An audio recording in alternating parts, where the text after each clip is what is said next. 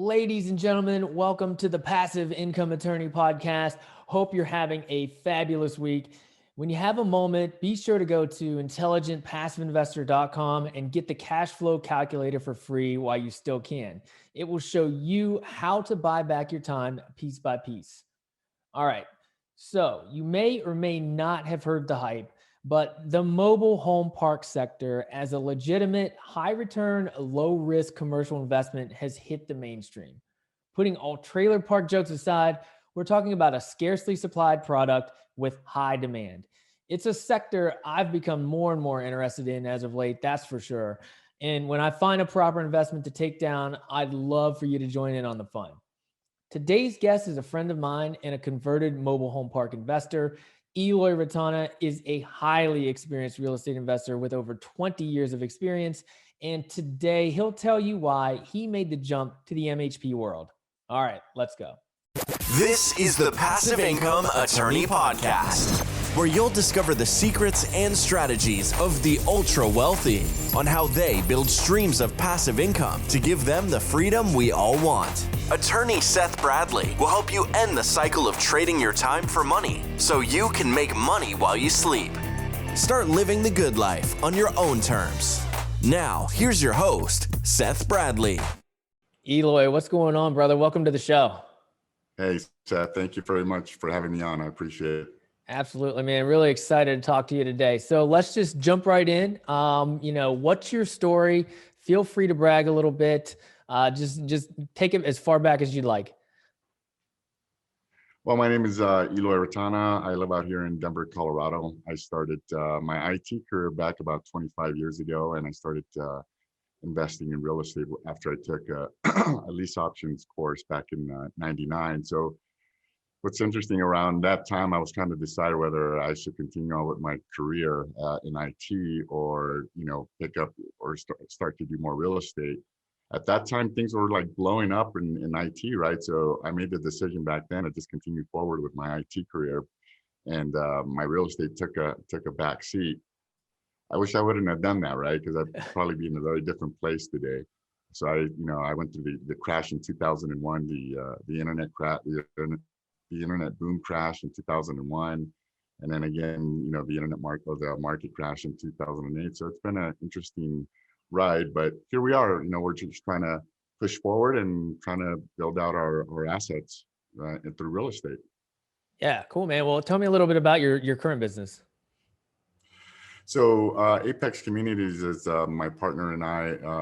We started down the road of trying to, most people that start down the road of syndications, we decided we wanted to go look for apartments, right? And that sounded like a great idea. But here in Denver, we quickly found out that everything was just so overpriced, right? I mean, there was nothing, the numbers just didn't make sense at all. So we started looking at other markets. So we started to pick out markets like, if we're going to buy, where would we like to buy, right? So we looked at Phoenix, Kansas City, Tucson, Orlando, things of that, markets like that.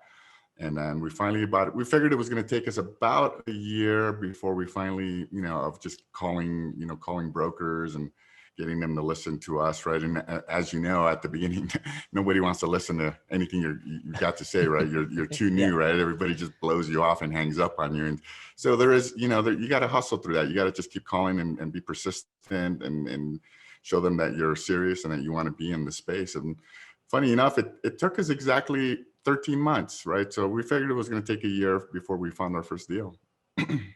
Nice. Now, did you just jump right into commercial real estate, or did you kind of take it step by step with residential like a lot of people do? What did that journey look like?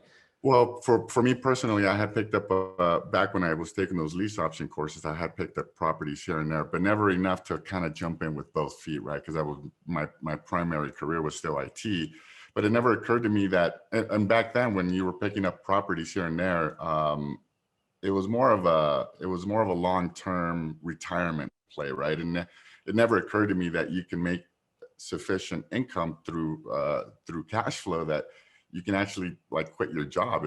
That never occurred to me until much later, fairly recently, actually, when my partner Steve, who interesting story about him and I is we met through the salsa dancing community, right? We were both salsa dancers, and that's kind of how we met. And then one evening we were chatting, and we were like, "Hey, what do you do for a living?" I had been friends with him for a year, and I never bothered to ask him what he did for a living. And then out of the blue, he tells me he flipped homes. I'm like, "You flip homes?"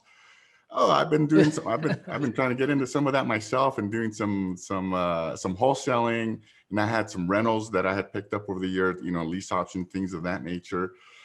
But for me, it was always transactional, right? It never occurred to me that I could actually do this full time and to be able to develop cash flow out of it.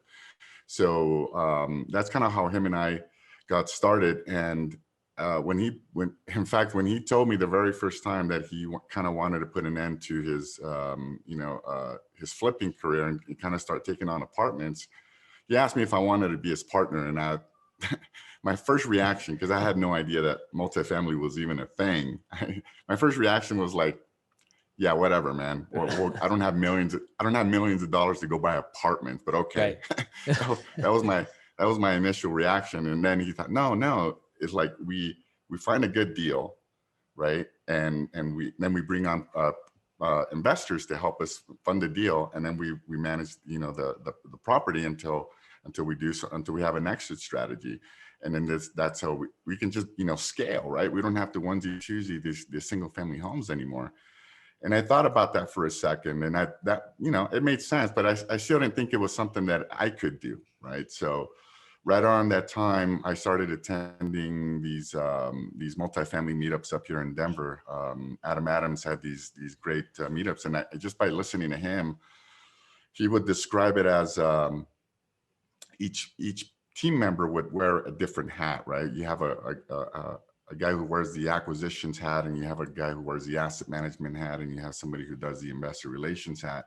But you're all focused on a goal, right? And you're all of the same, with the same mindset and the same goals. And I thought that makes a lot of sense. And then so the next time I talked to Steve, he was like, "Are you ready to do this?"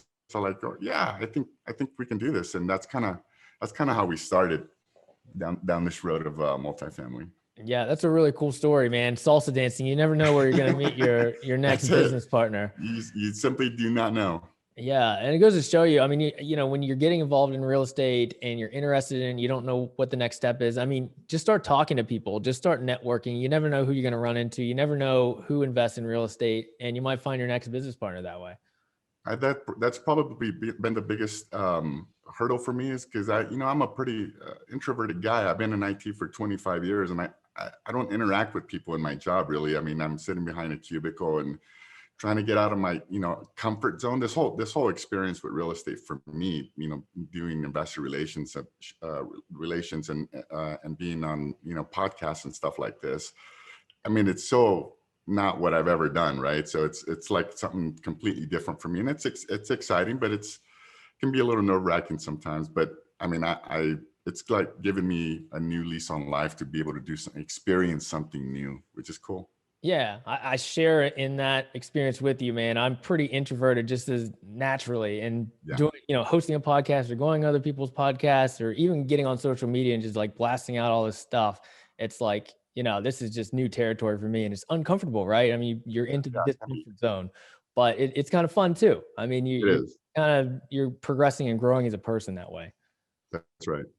Yeah. And I wanted to go back to something you said about, the financial education piece, because we don't get enough of it, right? I mean, when we're growing up in school, we take home ec classes and phys ed classes and learn about algebra and stuff like that, but we don't learn about financial education. We don't learn about anything. They just teach us how to do a job.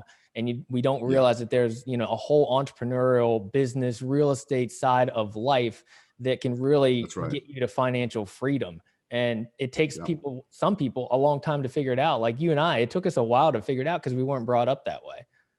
Exactly. Yeah. I mean, when most people, even today, even though there's so much information on multifamily and all these different niches within real estate on YouTube, you have to know to go look for that to find it, right? Because most people, when they think of real estate investing, they generally think of either flipping homes or rentals. Those are really the two that I can think of that people that have no real estate investing think of.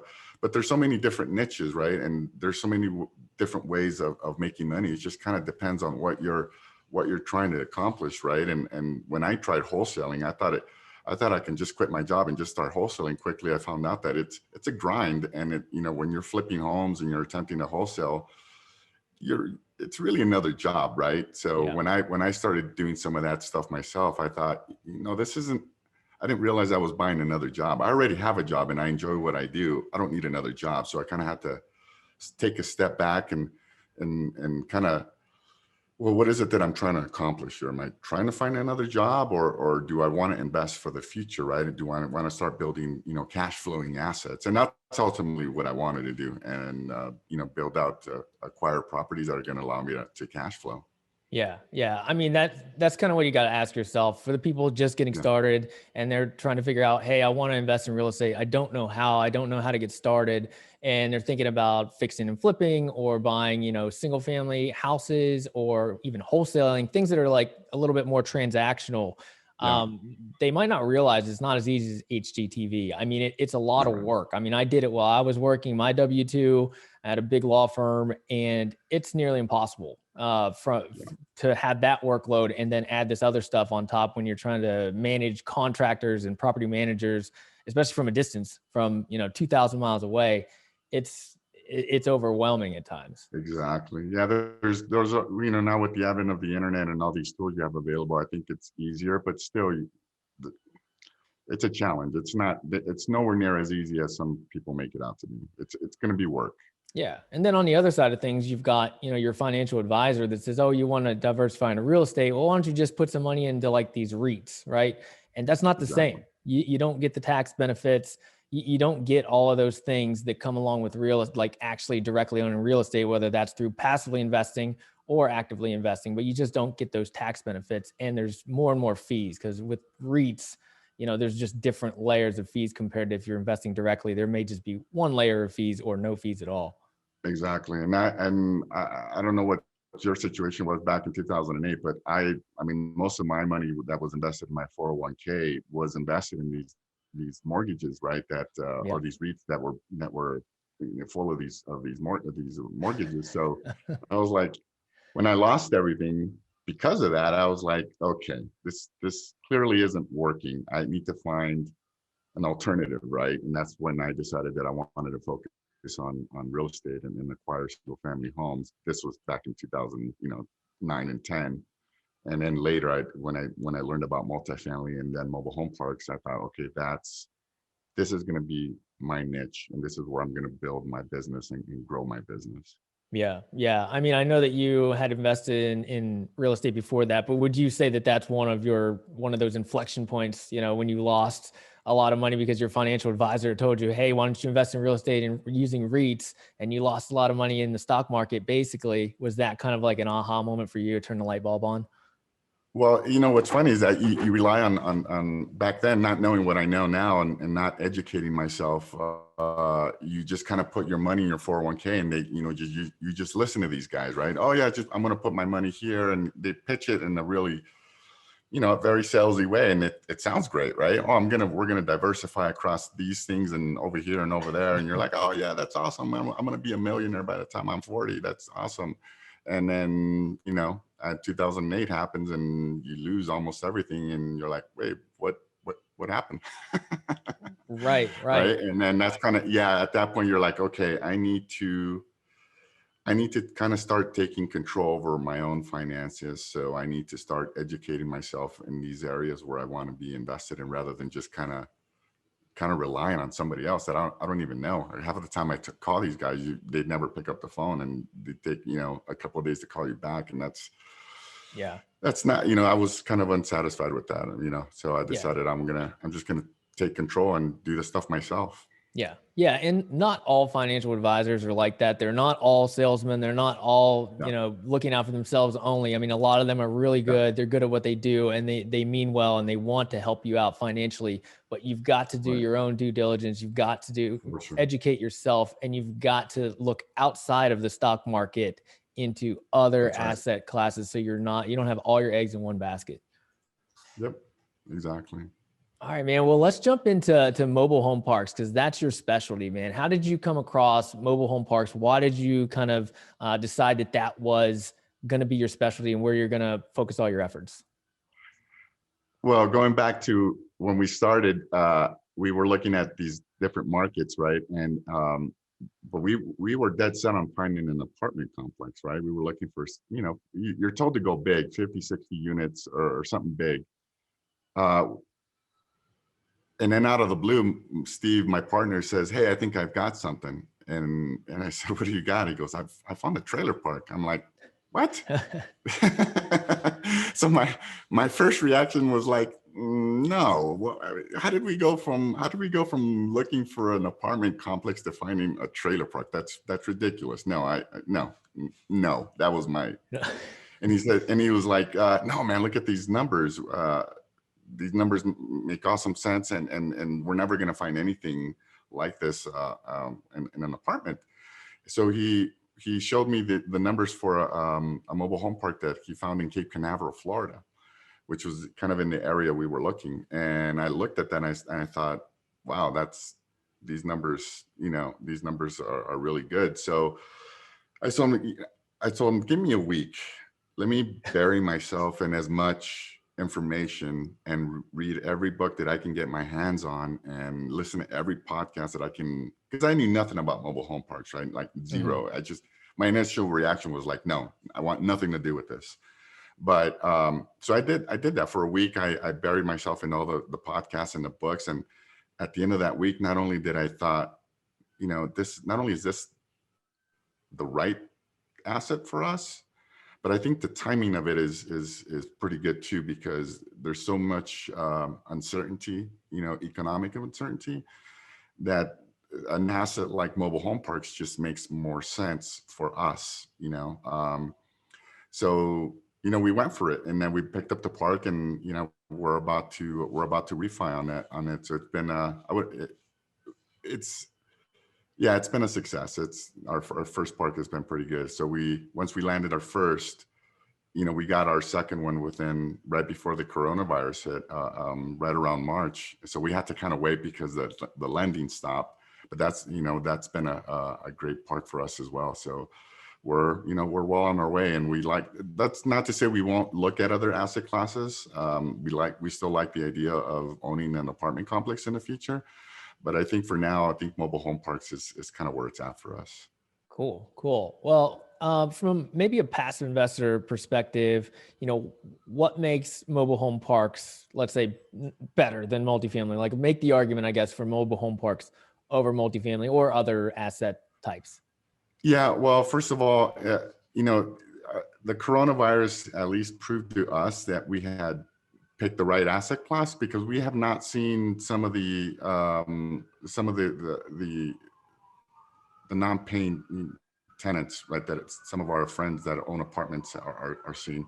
That's not to say that everybody's going through that stuff, but we haven't, and none of our peers that own mobile home parks are seeing people just not paying their rents. And one of the reasons for that is, in most cases, we don't aim to own the mobile homes themselves, right? We're just looking to purchase the land, and any park-owned homes, we rehab them and sell them as is, or we'll rehab them and sell them owner finance. But at the end of the day, the tenant owns the mobile home, right? So they have an incentive to stick around. It's their home. What, are they just not going to pay lot rent on their home? And the other thing too is, if you can't, I think about this all the time, but if you can't afford $500, $600 lot rent,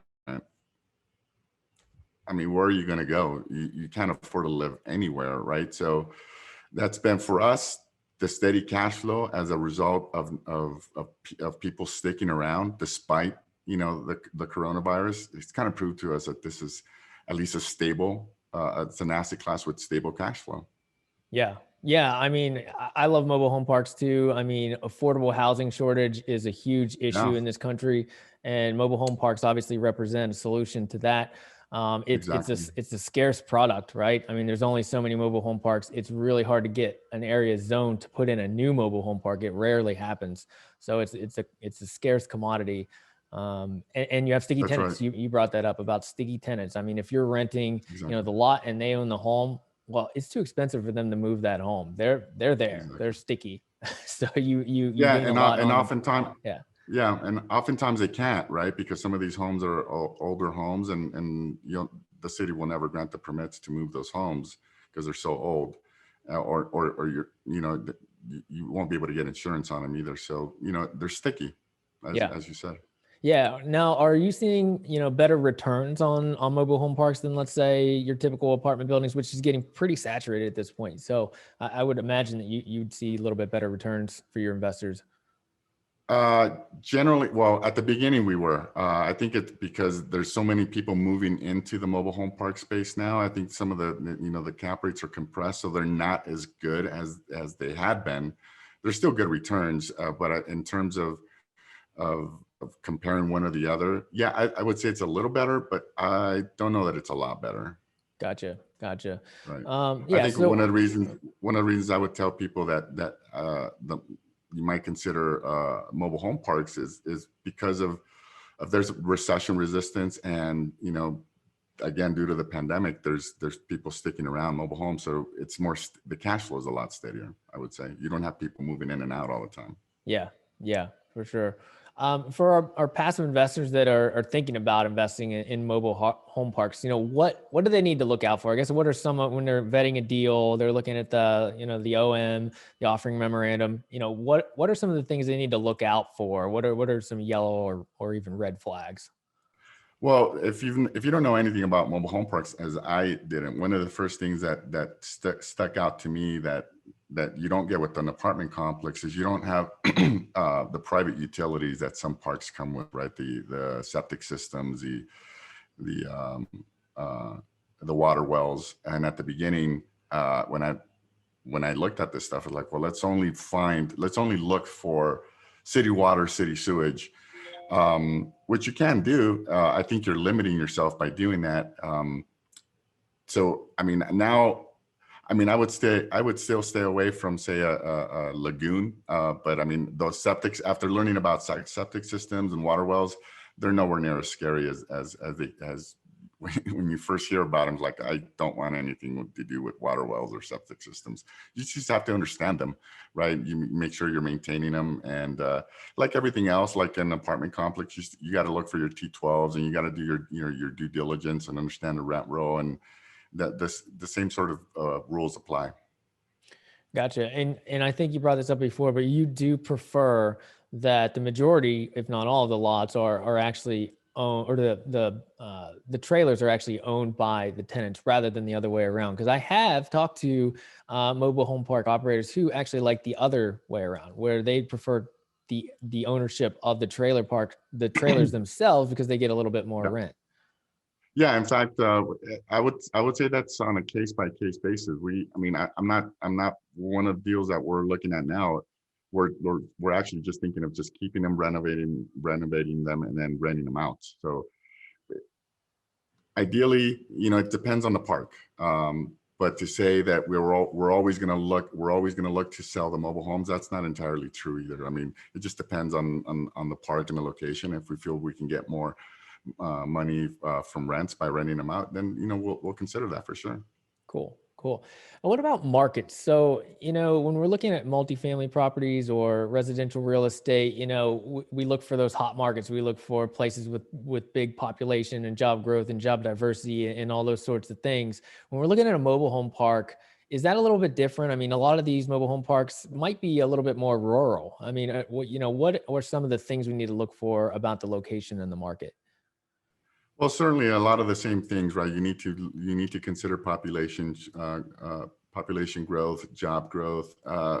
It's one of the reasons that we love the state of Florida so much, is because it continues, at least for the last couple of years.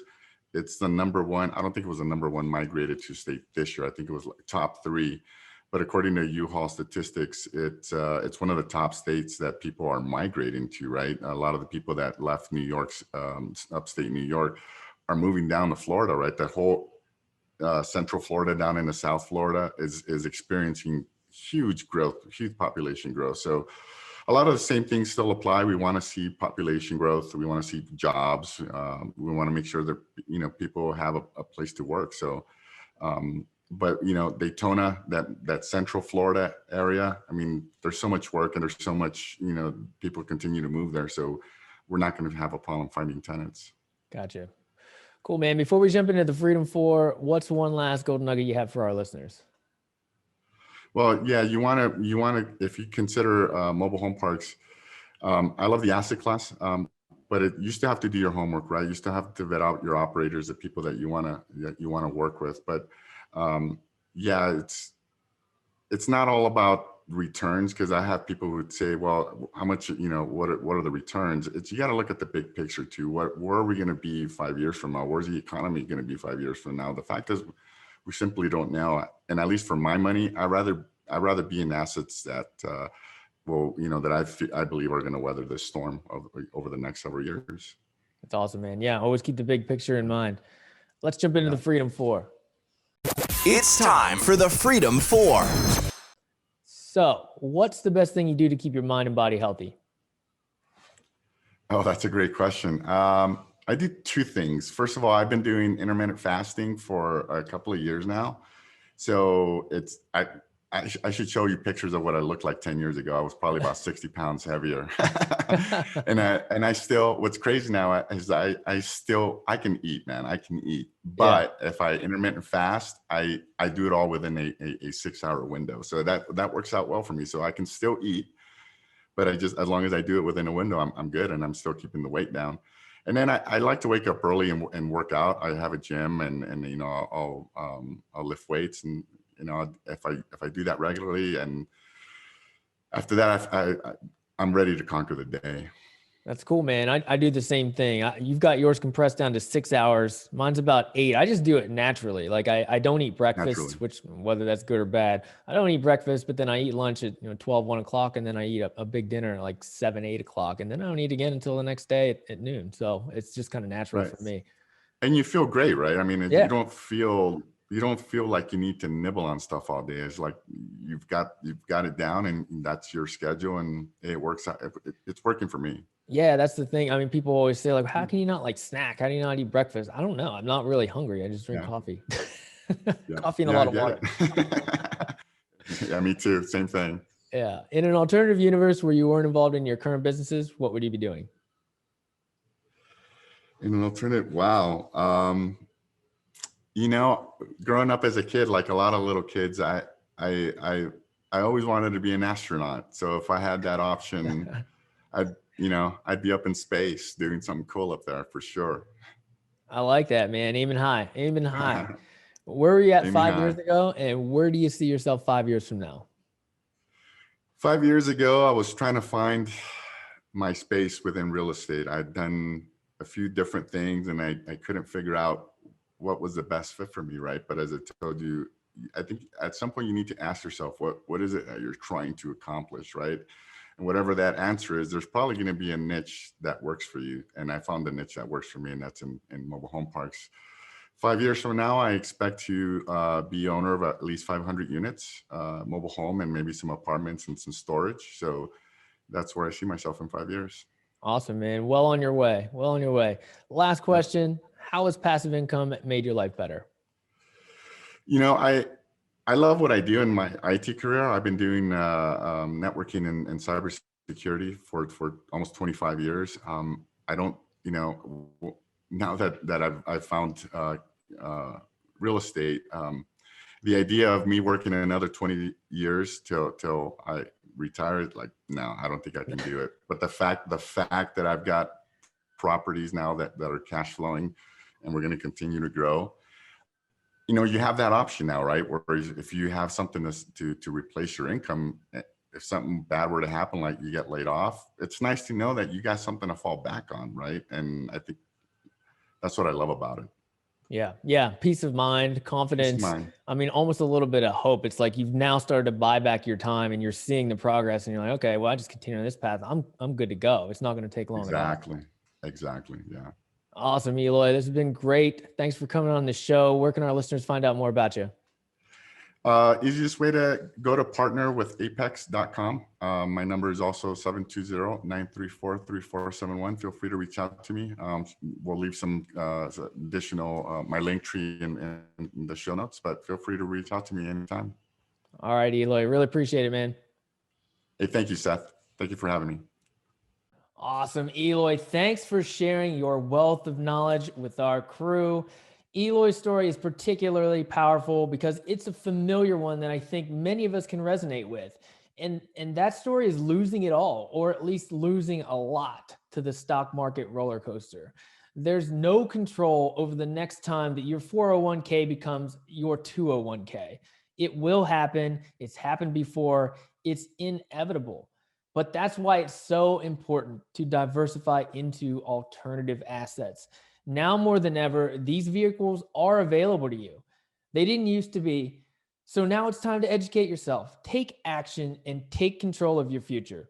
To learn more, I'd love to have you guys join EPIC, our Esquire Passive Investor Club, by going to passiveincomeattorney.com and clicking join the club.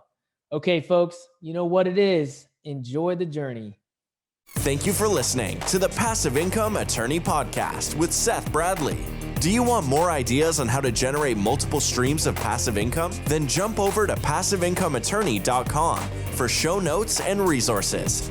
Then apply for the private Facebook community by searching for the Passive Income Attorney on Facebook. And we'll see you on the next episode.